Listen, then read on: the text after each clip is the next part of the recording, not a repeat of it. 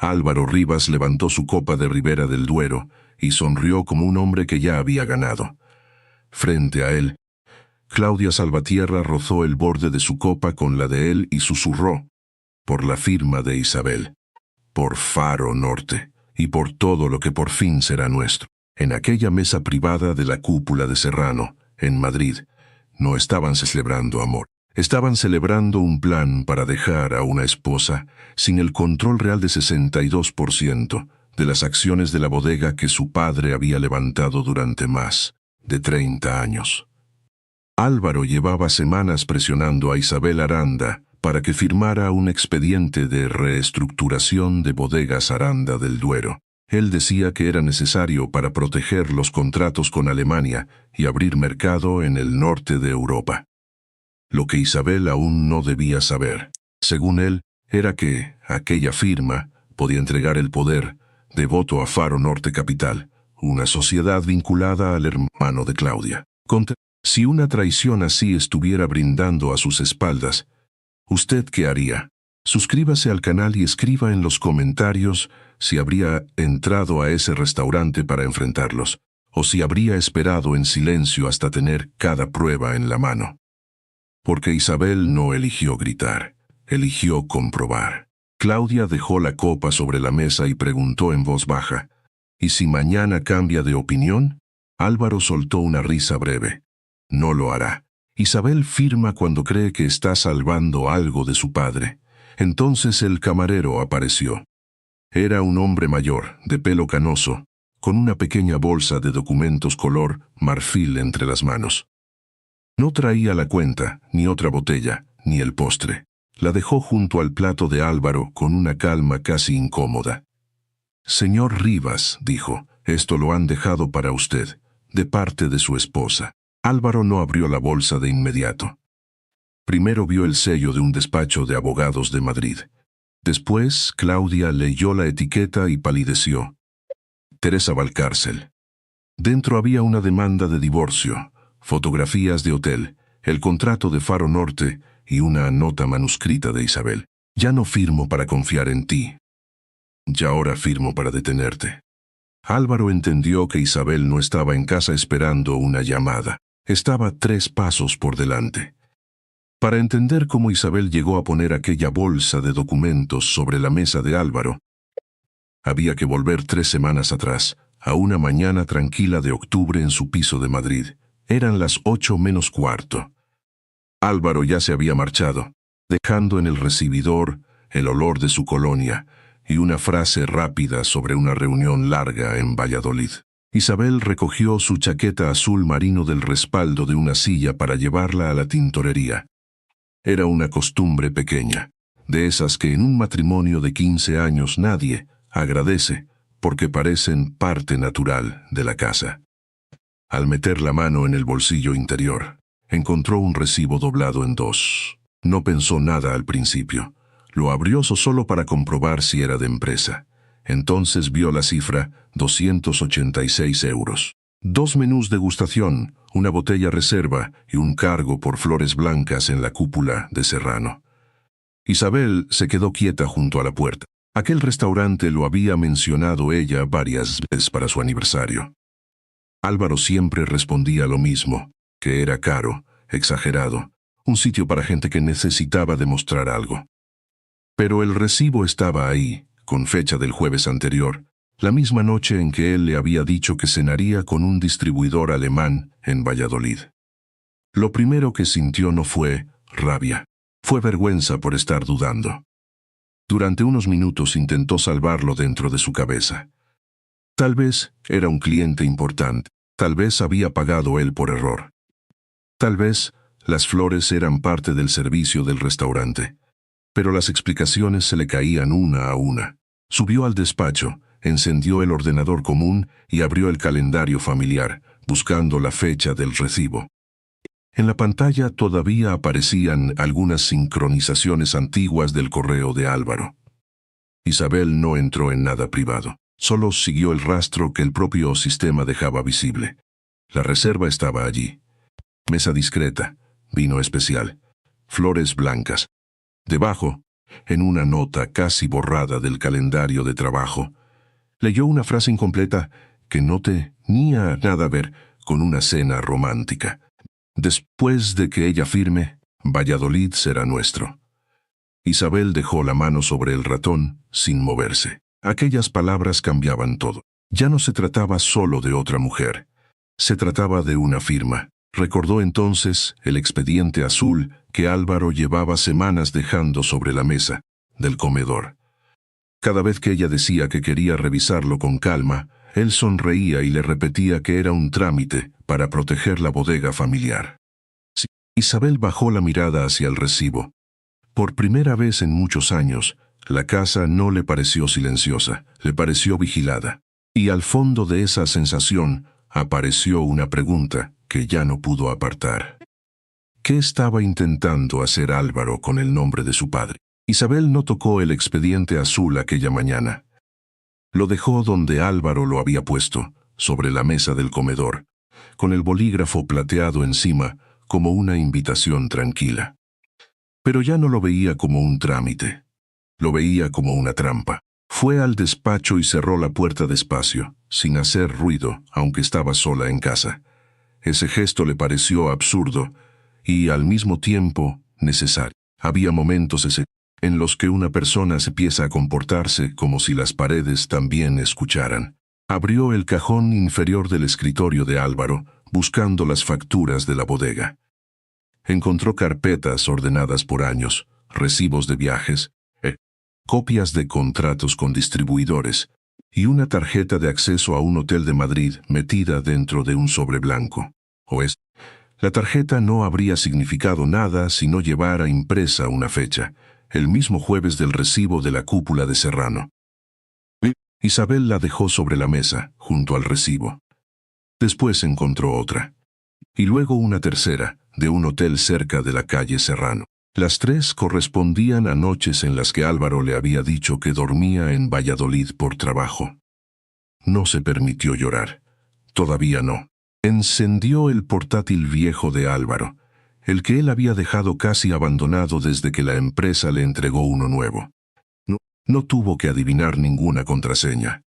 El equipo seguía abierto con un usuario antiguo de administración. Isabel respiró hondo y buscó solo palabras concretas. Faro Norte, Valladolid, acciones, reestructuración. La carpeta apareció en menos de un minuto. Se llamaba Proyecto Vendimia. El nombre le produjo un dolor extraño. Vendimia era una palabra sagrada en su familia. Su padre la decía con respeto, como quien habla de una temporada de trabajo duro, tierra húmeda y manos cansadas. Álvaro la había usado para esconder otra cosa. Dentro había 3 documentos principales. El primero era una propuesta de cesión temporal de derechos de voto. Según ese texto, Isabel seguiría siendo propietaria de su 62% de acciones, pero durante 5 años Faro Norte Capital, S.L., podría votar en su nombre en decisiones estratégicas. El segundo documento era una valoración interna de Bodegas Aranda del Duero. Isabel conocía las cifras reales. La empresa rondaba los 48 millones de euros, pero allí aparecía valorada muy por debajo, casi un 65% menos. El tercero la dejó inmóvil. Era un borrador de acta del Consejo. En él se sugería que Isabel debía apartarse de la presidencia por falta de estabilidad emocional ante la presión del crecimiento internacional. Isabel leyó esa frase 2 veces. Luego una tercera. No era solo una mentira, era una forma de prepararle una jaula con apariencia de preocupación. Buscó el registro mercantil de Faro Norte Capital. El administrador único era Hugo Salvatierra. El apellido cayó en la pantalla como una piedra. Isabel no necesitó que nadie se lo explicara. Claudia no era solo la amante de Álvaro.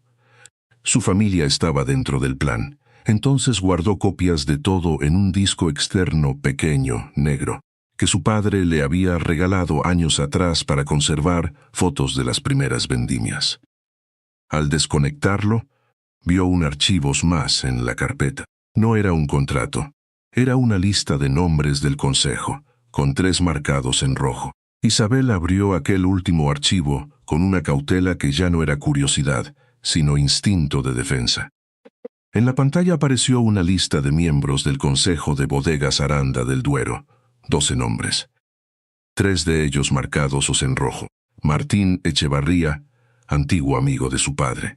Soledad Prats, responsable de auditoría externa. Julián Montes, consejero independiente desde hacía 9 años. Isabel conocía bien esos nombres. Eran precisamente las 3 personas que podían oponerse con más fuerza a una entrada sospechosa de Faro Norte Capital. Al lado de cada nombre había una nota breve. Hablar con él antes de la votación. Presionable por contrato familiar. Revisar vínculos con proveedores. No era solo una lista, era un mapa de debilidades. Isabel cerró el archivo y se quedó mirando su reflejo oscuro en la pantalla. Por primera vez, entendió que Álvaro no improvisaba. No estaba siguiendo una aventura torpe con una mujer más joven. Estaba preparando una operación ordenada, paciente, con horarios, nombres y posibles resistencias. Aquella tarde, cuando él volvió a casa, Isabel ya había dejado todo exactamente como estaba. El portátil en su sitio. El cajón cerrado. El expediente azul sobre la mesa del comedor. Álvaro entró con una carpeta bajo el brazo y una sonrisa cansada. Hoy, si necesitamos dejar esto resuelto, dijo, sin quitarse siquiera la chaqueta. Isabel estaba sirviendo café en la cocina. Lo escuchó sin girarse de inmediato. Luego, llevó 2 tazas a la mesa y se sentó frente a él. La normalidad de la escena le pareció casi cruel. La misma mesa donde habían cenado tantas veces era ahora el lugar donde él intentaba quitarle el control de la empresa de su padre. Álvaro abrió el expediente y colocó el bolígrafo delante de ella. Es una firma sencilla. La parte técnica ya está revisada. Isabel pasó una página, luego otra. Se detuvo en la cláusula que cedía los derechos de voto durante 5 años. ¿Por qué Faro Norte necesita votar en mi nombre? Álvaro parpadeó apenas. Después sonrió con esa paciencia que antes a ella le parecía ternura. Porque tú no puedes estar pendiente de cada decisión. Es una estructura temporal. 5 años no suena temporal. La sonrisa desapareció un poco. Isabel, no convirtamos esto en una discusión. La bodega necesita agilidad. Alemania no va a esperar a que revises cada coma. Entonces dijo la frase que ella no olvidaría. Tu padre te dejó una bodega. Yo la convertí en una empresa. Isabel sintió el golpe, pero no bajó la mirada. Dejó el bolígrafo sobre la mesa, sin firmar. Si es tan bueno para la empresa, puede esperar a que lo revise un abogado. Álvaro apretó la mandíbula. Se levantó, empujó la silla hacia atrás y dijo que iba a ducharse. Su móvil de trabajo quedó sobre la mesa. No pasaron ni 30 segundos cuando la pantalla se iluminó. Isabel no lo tocó, solo miró. Confirmación de reserva. La cúpula de Serrano. Viernes, 21:00. Mesa privada para 2. Él le había dicho que el viernes estaría en Valladolid. A la mañana siguiente, Isabel revisó el calendario compartido del ordenador familiar. La reserva seguía sincronizada. En el campo de contacto secundario aparecía un nombre, Claudia Salvatierra, y debajo, una nota del restaurante. Servicio discreto. No llamar al número principal. Isabel cerró el calendario muy despacio. Ahora tenía una hora, un lugar y una mentira. A la mañana siguiente, Isabel salió de casa antes de que Álvaro despertara. No dejó ninguna nota. Solo colocó el expediente azul exactamente donde él lo había dejado la noche anterior, con el bolígrafo plateado encima, como si nada hubiera cambiado. En el bolso llevaba el disco externo negro, el recibo de la cúpula de Serrano, las copias impresas de la reserva y 4 páginas del contrato de Faro Norte Capital. No llevaba todo. Había aprendido, en apenas unos días, que cuando una verdad es demasiado grande, hay que llevarla por partes para no romperse en el camino. El despacho de Teresa Valcárcel estaba en una calle tranquila cerca de la Castellana. No era un lugar ostentoso. Paredes claras, libros de derecho bien usados y una recepcionista que hablaba en voz baja. Aquella discreción le gustó a Isabel. No necesitaba espectáculo, necesitaba precisión. Teresa la recibió a las 9:10. Era una mujer de unos 50 y tantos años, pelo corto, gafas finas y una forma de mirar que no buscaba consolar antes de entender. «Cuénteme solo los hechos», dijo. Isabel lo hizo así. Empezó por el recibo, después la reserva. Luego las tarjetas de hotel, el archivo Proyecto Vendimia, la cesión de derechos de voto, la valoración rebajada y la lista de consejeros marcados en rojo. No levantó la voz ni una vez. Solo fue sacando papeles del bolso y colocándolos sobre la mesa en orden. Teresa no la interrumpió. Tomó notas con una pluma azul, preguntó fechas, pidió nombres completos y se detuvo especialmente en Faro Norte Capital. Cuando terminó de leer la cláusula de cesión, dejó el papel sobre la mesa. Esto no es una simple reestructuración. Isabel apretó las manos sobre las rodillas, lo sé. No, dijo Teresa con calma. Creo que todavía no lo sabe del todo. Si usted firmaba esto, seguiría siendo propietaria de las acciones, pero perdería el control práctico de la bodega durante 5 años. Y con 2 asientos en el Consejo, Faro Norte podría bloquear decisiones, forzar ventas parciales o desacreditarla como presidenta. Isabel sintió frío en los brazos. Teresa llamó entonces a 2 personas de su confianza, un abogado mercantil y una auditora forense. Llegaron menos de 1 hora después.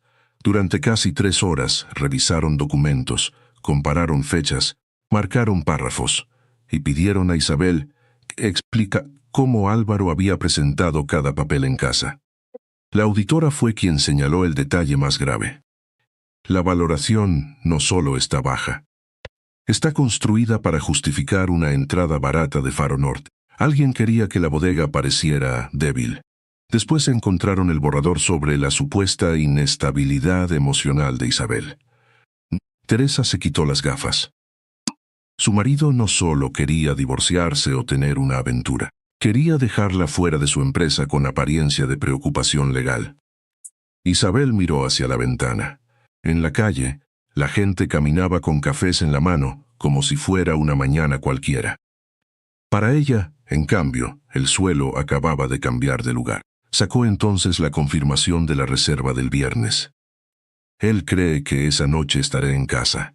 Dice que estará en Valladolid. Teresa leyó la hora. Viernes, 21. Mesa privada para 2. Contacto secundario. Claudia Salvatierra. ¿Quiere enfrentarlo antes? Isabel negó con la cabeza.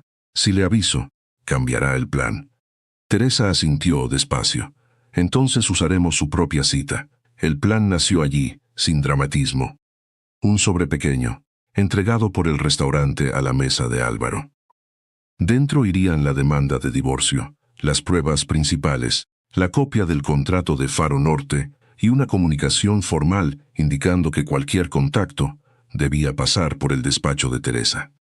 Después, el sábado por la mañana, Isabel solicitaría una reunión urgente del Consejo en Valladolid.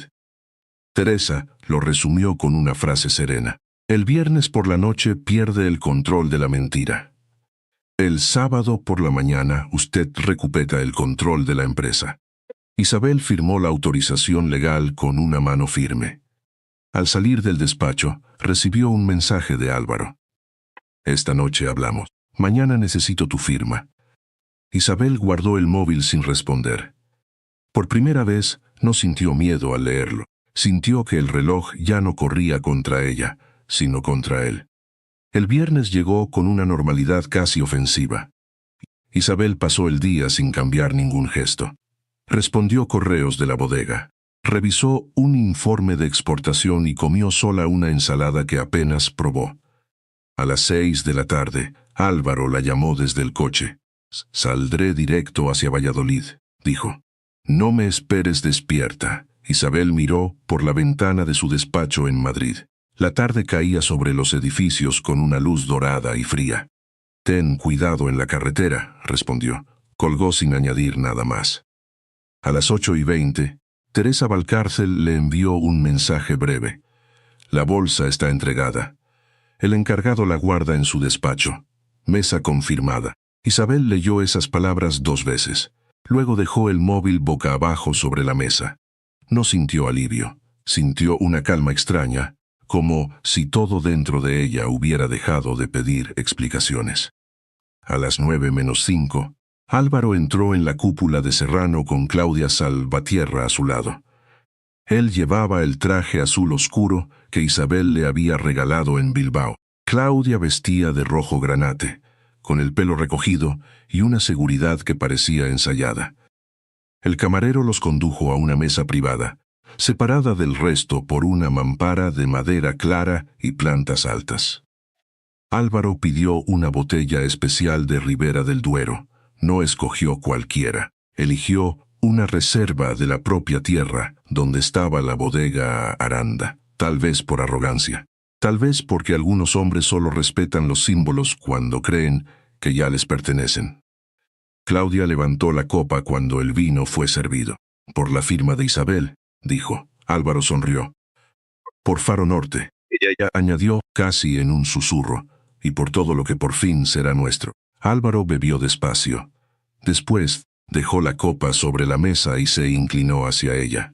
Mañana a primera hora hablaré con 2 consejeros. Si Isabel firma antes del mediodía, la reunión del lunes será una formalidad. Y si sospecha algo, Isabel no sospecha. Isabel se asusta. Es distinto. Claudia sonrió, pero no del todo. Había algo en su mirada que no era amor, era cálculo. Miró el móvil, luego la puerta del restaurante, como si, incluso en una mesa privada, necesitara comprobar que nadie los estaba observando. Fue entonces cuando apareció el camarero de pelo canoso. No llegó con la cuenta ni con otro plato. Llevaba entre las manos una pequeña bolsa de documentos color marfil, cerrada con una etiqueta blanca. La colocó junto al plato de Álvaro con una discreción casi perfecta. Señor Rivas, dijo en voz baja, esto lo han dejado para usted, de parte de su esposa. La palabra esposa cayó sobre la mesa con más peso que cualquier grito. Álvaro no se movió al principio. Claudia bajó la copa lentamente. Sus ojos fueron de la bolsa al rostro de Álvaro y luego a la etiqueta. Allí estaba el sello del despacho de Teresa Valcárcel. Álvaro, dijo ella, apenas audible. Él abrió la bolsa con dedos rígidos. Primero apareció la demanda de divorcio. Después varias fotografías impresas de un hotel cerca de Serrano. En una se veía a Álvaro entrando con Claudia. En otra, saliendo a la mañana siguiente con la misma camisa arrugada. Debajo había copias de las reservas, cargos de tarjeta y una impresión del contrato de Faro Norte Capital. Claudia tomó una hoja sin pedir permiso. Al ver el nombre de Hugo Saltierra, su hermano, palideció. ¿Qué es esto? Álvaro tragó saliva. Puedo explicarlo. Pero no miraba a Claudia. Miraba la última hoja, escrita a mano por Isabel. Ya no firmo para confiar en ti. Ahora firmo para detenerte. Por primera vez, la voz de Claudia perdió toda dulzura. Tú dijiste que ella no entendía nada. Álvaro cerró los ojos un segundo. Claudia dejó la hoja tomó su bolso y se levantó. No hizo una escena. Eso habría sido más fácil para él. Solo dijo, si mi hermano cae por esto, no voy a caer con él. Y se fue. Álvaro quedó solo, con el vino servido, la demanda abierta y el nombre de Faro Norte expuesto bajo la luz suave del restaurante. Su móvil empezó a vibrar sobre la mesa. No era Isabel. Era uno de los consejeros marcados en rojo. Álvaro no contestó aquella llamada en el restaurante.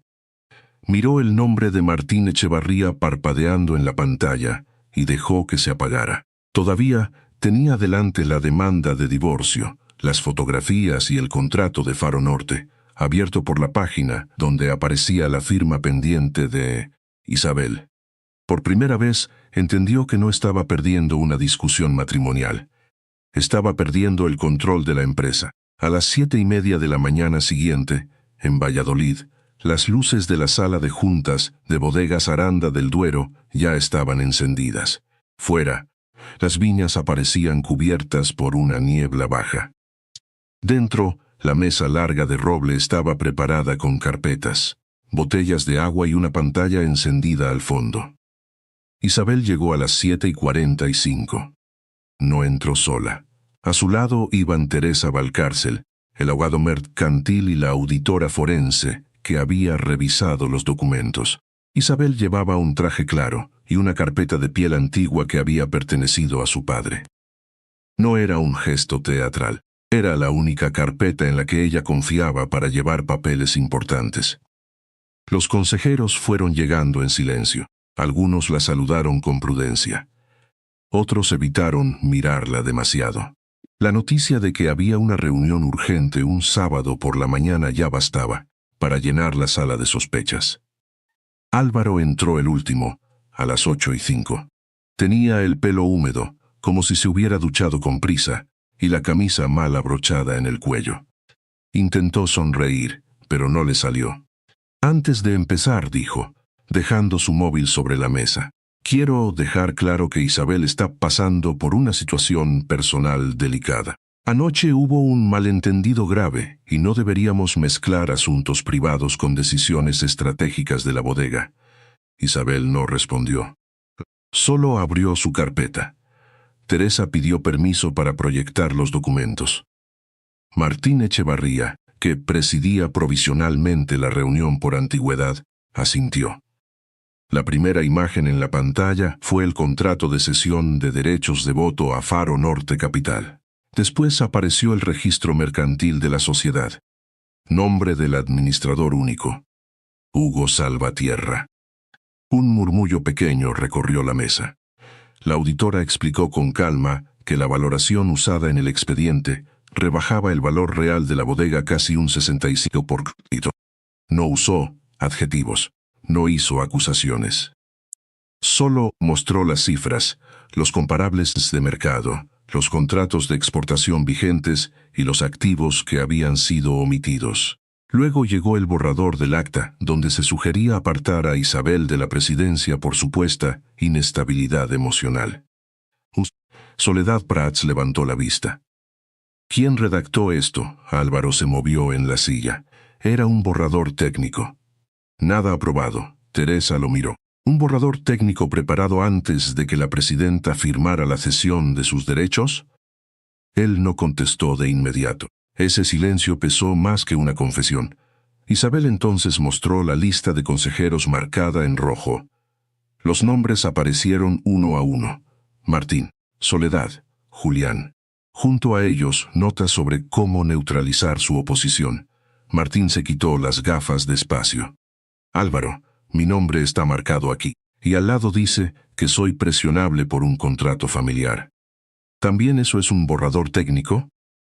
Álvaro intentó mantener la voz firme. Se están sacando documentos de contexto. Fue entonces cuando su móvil vibró sobre la mesa. La pantalla se iluminó antes de que pudiera girarlo. Todos los que estaban cerca pudieron leer el mensaje entrante de Claudia. Mi hermano dice que borres todo lo de Faro Norte. Ahora.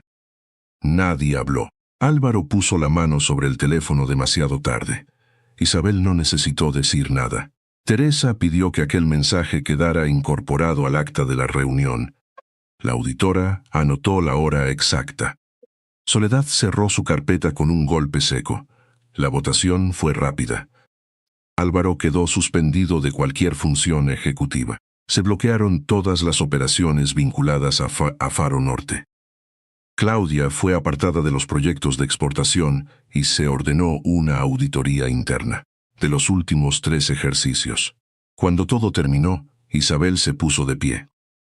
Esta bodega lleva el nombre de mi padre, dijo, y desde hoy nadie volverá a usar mi confianza como una puerta de entrada. Álvaro bajó la mirada. En ese momento, el director financiero entró con otra carpeta. La dejó frente a Isabel y susurró algo que hizo que Teresa se girara de inmediato. Habían encontrado una segunda sociedad. La segunda sociedad no cambió el final, pero sí explicó hasta dónde había llegado la ambición de Álvaro. Se llamaba Bruma Alta Gestión S.L. y aparecía vinculada a varias facturas de asesoría que nunca habían pasado por el consejo. No era una empresa enorme, ni una prueba espectacular. Era algo más discreto y más triste. Otra puerta pequeña que él había intentado dejar abierta por si Faro Norte fallaba. La auditoría interna duró semanas. Isabel no asistió a todas las reuniones. Aprendió a delegar sin desaparecer. Teresa Valcarce se ocupó de la parte legal. La auditora presentó sus informes y el consejo aprobó bloquear cualquier operación relacionada con Faro Norte y Bruma Alta. Álvaro fue apartado definitivamente de la dirección. Claudia salió de la empresa sin despedida pública. Hugo Salvatierra quedó bajo investigación mercantil. El divorcio avanzó sin escenas. Hubo cartas, firmas, llamadas de abogados y días en los que Isabel volvió a sentirse cansada, sin saber exactamente de qué. No todo fue limpio. Algunos proveedores hicieron preguntas. 2 consejeros pidieron explicaciones privadas. Hubo empleados que bajaban la voz cuando ella cruzaba el pasillo. Pero nadie volvió a tratarla como una figura decorativa. 3 meses después, Isabel regresó a la casa pequeña junto a los viñedos de Valladolid. No fue para esconderse, fue para respirar. Cada mañana abría las ventanas. Preparaba café solo y caminaba hasta la bodega antes de que llegaran los operarios. Tocaba las barricas de roble con la palma abierta, como si quisiera comprobar que todo seguía allí. En la primera reunión de vendimia, se sentó en la cabecera de la mesa. Delante tenía el plan de recuperación, los contratos revisados y una fotografía antigua de su padre entre viñas. Leyó cada página antes de firmar. Esta vez nadie le dijo dónde poner la firma. Isabel tomó el bolígrafo, escribió su nombre despacio y cerró la carpeta. Fuera, el sol caía sobre las hileras de uvas maduras. No había aplausos, sí había falta. Por primera vez en mucho tiempo, la tierra estaba en silencio, y ese silencio ya no parecía una amenaza. Parecía suyo. A veces, la traición no llega con gritos ni puertas cerradas de golpe. Llega con una sonrisa tranquila, con un contrato sobre la mesa, con alguien que dice saber qué es lo mejor para nosotros, mientras nos quita poco a Sodro, poco la voz. Isabel no se salvó porque fuera dura, se salvó porque decidió mirar la verdad aunque le doliera. No confundió la calma con debilidad, ni el amor con obediencia. Entendió que confiar no significa cerrar los ojos, y que proteger una relación nunca debe exigirnos abandonar nuestra dignidad. La justicia en su caso no fue una venganza ruidosa, fue dejar de cubrir las consecuencias de otros. Fue permitir que los documentos hablaran, que las mentiras se ordenaran por fecha y que cada persona respondiera por lo que había elegido hacer. Después de una traición, uno no vuelve a ser exactamente el mismo. Pero eso no siempre es una pérdida. A veces, la parte que se rompe es la que vivía pidiendo permiso. Y cuando esa parte cae, queda alguien más sereno, más despierto, más dueño de su propia vida. Isabel perdió una ilusión, pero recuperó algo más difícil de recuperar, la confianza en sí misma.